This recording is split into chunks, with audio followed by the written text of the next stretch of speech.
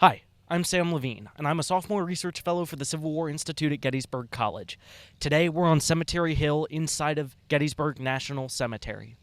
Today, we're going to talk about what it means to be a national cemetery and the story behind the establishment of Gettysburg National Cemetery. Before we start, we need to understand how American culture is changing how we bury our dead. Starting in the middle 19th century and then expedited more by the onset of the Civil War, we see the shift to what we call rural cemeteries. Cemeteries like we see here, and cemeteries just behind me at Evergreen National Cemetery that was here at the time of the battle. Instead of being buried in churchyards, people more and more are buried in sects of land specifically designated to be cemeteries. In urban cities, these provide green spaces for people to go and enjoy their afternoon and have time to mourn and reflect on the loss of loved ones. That's going to be precisely how Gettysburg National Cemetery and the nearly 155 other national cemeteries that exist today come to be. So we need to understand why. Why do we want a national cemetery here in Gettysburg? And to talk about that, we need to go back to the end of the battle. The first step in dealing with the aftermath of any Civil War battle is burying the dead. And at Gettysburg, that proved to be a particular challenge. It was nearly logistically impossible to give every body the humane burial it deserved here on the battlefield. And this alarmed Dr. Theodore S. Diamond from New York. See, each state had a team of men called state agents that would come to battlefields after the fighting concluded to oversee the burial of each state's dead. While David Wills is usually accredited for the founding of Gettysburg National Cemetery, Theodore S. Diamond actually comes up with the idea of the concept here. Congress, in July of the previous year, had already passed legislation for the establishment of national cemeteries. And while Gettysburg is not the first or the oldest national cemetery, it is one of the first large national cemeteries, like Arlington.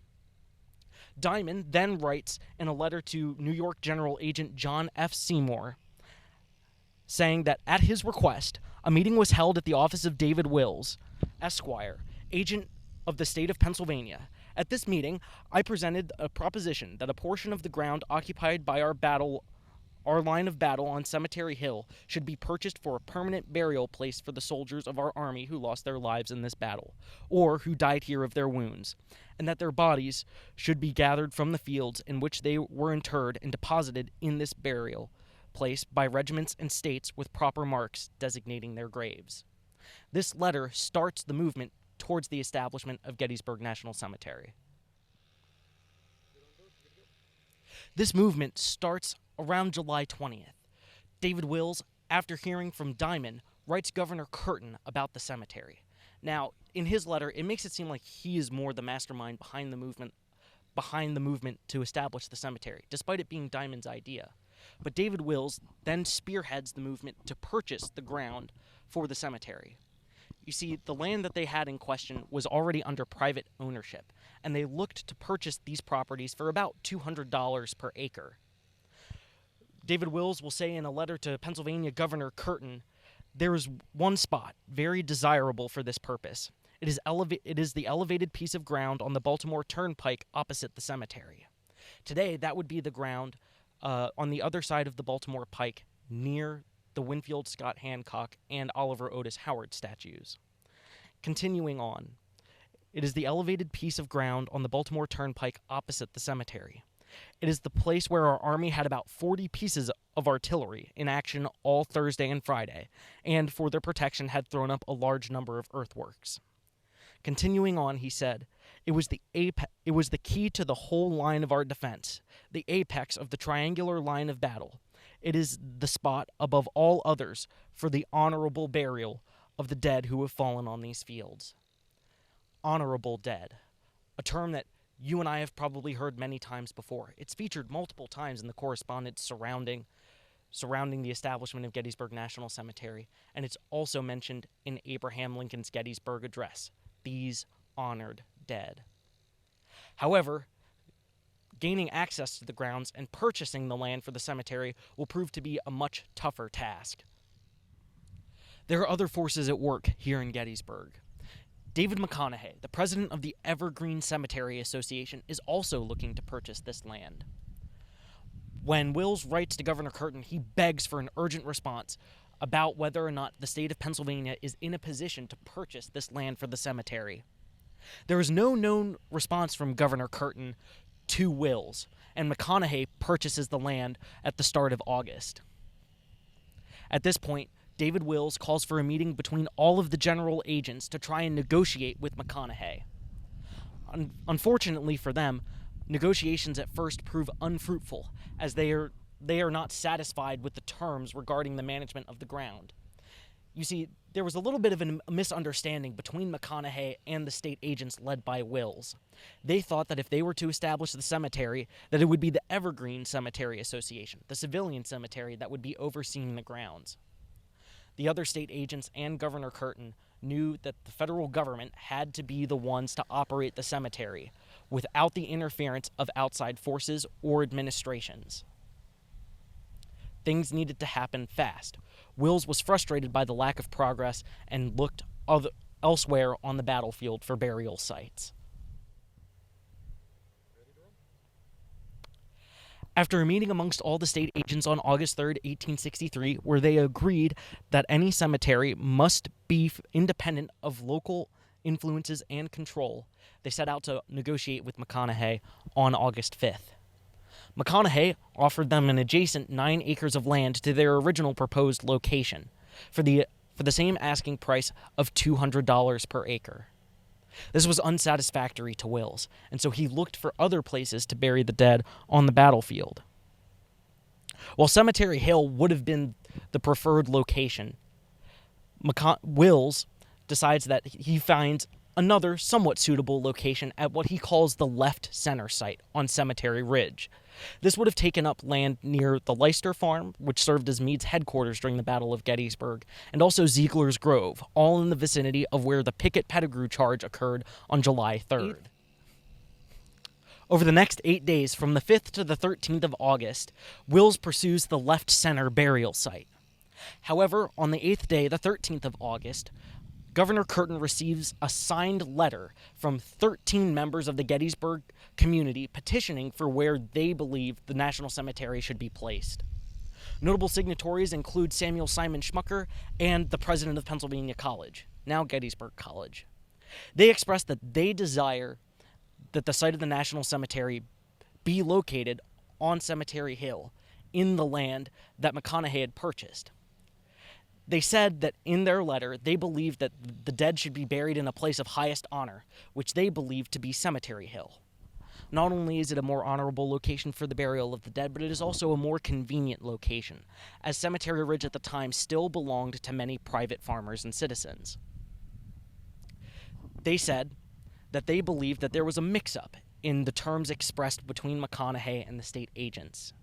McConaughey was willing to give the land to the state of Pennsylvania for the same asking price that the land had been purchased with, $200 per acre. It is at this point we finally get to the end of the establishment saga for Gettysburg National Cemetery. On the next day, August 14th, 1863, just roughly 2.5 weeks since the inception of this idea, terms are finally agreed for the establishment of National Cemetery. Wills gets authorization from Curtin, who is reassured by McConaughey and others on the board of the Evergreen Cemetery Association that the land is set for the Gettysburg National Cemetery, that the federal government can be the ones to manage the cemetery and the project, and that it can be purchased for the original asking price of $200 per acre. From there, planning and interment starts almost immediately. From here, we see a new character join the cast of those behind the creation of National Cemetery, landscape artist William Saunders. He is dispatched from the Department of Agriculture to help assist Will in the establishment of the cemetery. He'll be the mastermind behind the burial pattern here, the arches design that you see here. Behind me, these small headstones belonging to unknown dead from the Battle of Gettysburg, and headstones for members of the states are arranged in an arc pattern around the central monument you saw in earlier shots.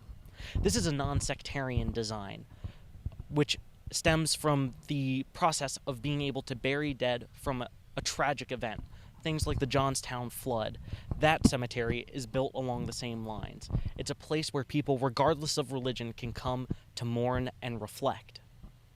Sounders also is instrumental in securing the purchase of what's called the Sounders Edition, or the National Cemetery Annex, an additional 5 acres. That would eventually be the site of Lincoln's Gettysburg Address. He purchased this ground because it would make the borders of the cemetery more even and would allow for him to fulfill his design with the arcing semicircle of graves around the central monument. Roughly 4 months after the battle, on October 27, 1863, the reburial process starts here at Gettysburg, allowing for the internment of soldiers in Gettysburg National Cemetery. Bodies that had not previously been identified already are identified through personal effects and anything that would have been on that person at the time of their death. And then finally, on November 19, 1863, Abraham Lincoln travels to Gettysburg to dedicate Gettysburg National Cemetery. It is there that he delivers his now iconic 2-minute speech that he dubbed a few appropriate words, the Gettysburg Address. A speech that lives on in the national memory and comes to define the visitor experience here at Gettysburg National Cemetery. Now that we've established a narrative behind what got Gettysburg National Cemetery established, let's talk about some of the things that you can see at just about every national cemetery across the country. One of the first things you'll notice across all national cemeteries is some sort of permanent structure, like the home you see behind me. These are constructed by the federal government for the overseers of the cemetery, the men responsible for maintaining and overseeing the burials and the maintenance of the cemetery. Residents will live here and maintain the cemeteries before they are overturned to other parts of the federal government, like the Army or the National Park Service, various points in the 20th century. Another thing you'll find at national cemeteries across the country is the display of the poem Bivouacs of the Dead by Kentuckian Theodore O'Hara, who wrote this poem to commemorate the loss of life and the actions of Kentucky troops during the Mexican-American War. He wrote this poem in 1847, but its lines and haunting stanzas have come to play a key role in how we remember our Civil War dead. This plaque here is from the end of the first stanza, but I think the muffled drum's sad roll has beat the soldier's last tattoo. No more on life's parade shall meet that brave and fallen few. On fame's eternal camping ground their silent tents to spread, and glory guards with solemn round the bivouac of the dead. No rumor of the foe's advance now swells upon the wind, nor troubled thought at midnight haunts of loved ones left behind. No vision of the morrow's strife the warrior's dreams alarms. No braying horn or screaming fife at dawn shall call to arms. Whether you visit here at Gettysburg National Cemetery, Antietam, Arlington, or any of the more than 150 national cemeteries, you will be able to read these words, a reminder of how America honors her brave fallen. Finally is the rostrum, the pavilion-like structure you see behind me. Now, this rostrum was not here when Abraham Lincoln delivered his Gettysburg Address. This was built as an addition in 1879. However, it still stands as a platform that many influential public speakers have used. Presidents like Theodore Roosevelt, FDR, and Dwight Eisenhower have all delivered speeches here at different points across Gettysburg National Cemetery's illustrious history.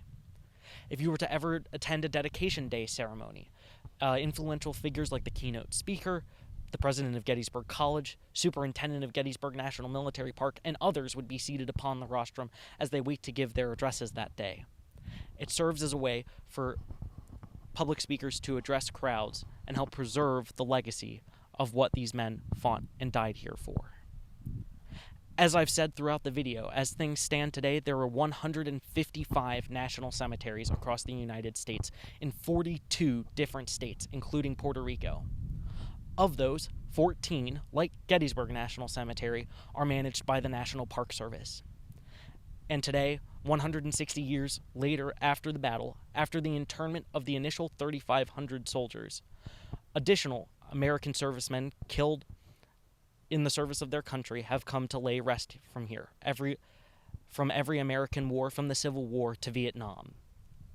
Today, 6,000 American service members have found their final resting place here, where people can come to reflect and remember the sacrifices of those who gave their lives to ensure that the American republic, for the people, by the people, shall not perish from the earth.